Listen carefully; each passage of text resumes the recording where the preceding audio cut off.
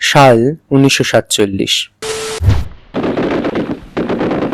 15ই August মধ্যরাত্রে স্বাধীনতা পেয়ে জন্ম হয় এক নতুন দেশ, ভারত।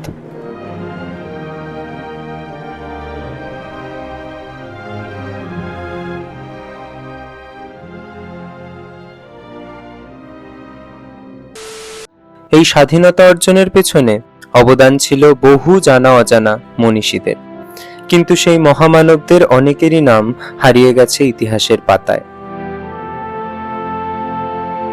ইতিহাস হলো প্রবাহিত নদীর মতো, কিছু নেয়, কিছু ফিরিয়েও দেয়। চন্দননগর কলেজ মিউজিয়াম ঠিক সেরকম ভাবেই ফিরিয়ে দিয়েছে কিছু কিংবদন্তিদের গৌরবময় স্মৃতি। ঘটনার সূত্রপাত সাল 1862।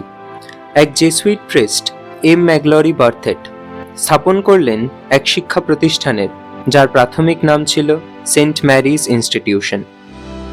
পরবর্তীতে 1901 সালে এর নাম পরিবর্তন করে রাখা হয় কলেজ ডিউপ্লেক্স।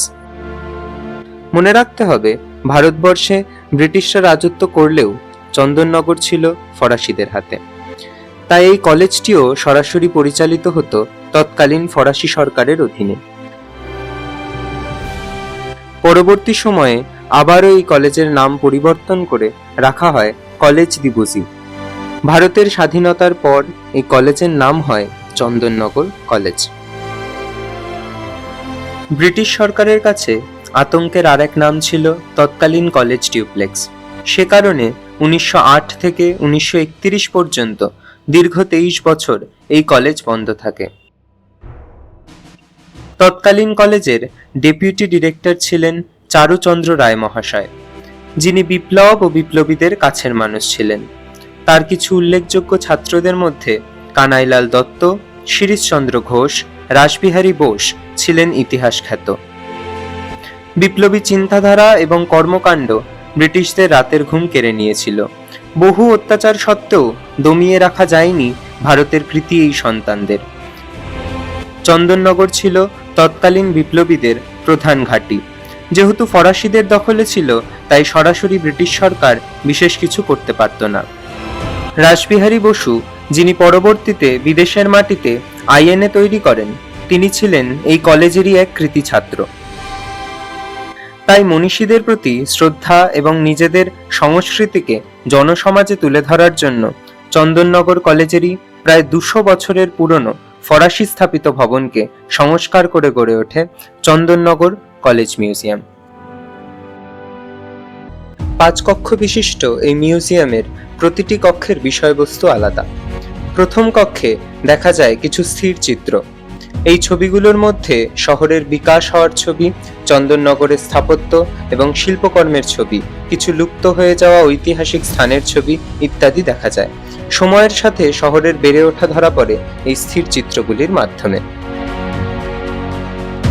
দ্বিতীয় কক্ষে কানাইলাল দত্ত, মাখনলাল ঘোষাল এবং মতিলাল রায়ের উপর ব্রিটিশ সরকারের অত্যাচারের এক স্থাপত্য শৈলী দৃষ্টি আকর্ষণ করে। ব্রিটিশ সরকারের শোষণের বিরুদ্ধে বিপ্লবীদের বুক চিতিয়ে দাঁড়ানোর এক অদম্য ইচ্ছাশক্তি ফুটে উঠেছে রাসবিহারী বসু সহ বিভিন্ন মনীষীদের স্থাপত্য শৈলীর মাধ্যমে। এর পরবর্তী কক্ষগুলিতে বিপ্লবীদের কিছু সংরক্ষিত তথ্য সহ শহরের হারিয়ে যাওয়া কিছু ঐতিহ্য, পূর্ব প্রচলিত শারীরিক ব্যায়াম, সমাজ সংস্কৃতি সংক্রান্ত ছবি ভেসে ওঠে। সর্বশেষ কক্ষটি মূলত বর্তমান চন্দননগর কলেজের উপরে ভিত্তি করে তৈরি করা। তাছাড়া পূর্বে উল্লেখিত 23 বছর কলেজ বন্ধ থাকার ইতিহাস এবং এক সময়ের কলেজের ডেপুটি ডিরেক্টর শ্রী চারুচন্দ্র রায়ের একটি স্থাপত্য কক্ষটির শোভাবর্ধন করে চলেছে। ইতিহাস ভবিষ্যৎ গঠনের জন্য অতীব গুরুত্বপূর্ণ একটি উপাদান, কিন্তু আজকালের ব্যস্ত জীবনে আমরা ইতিহাস থেকে বিমুখ।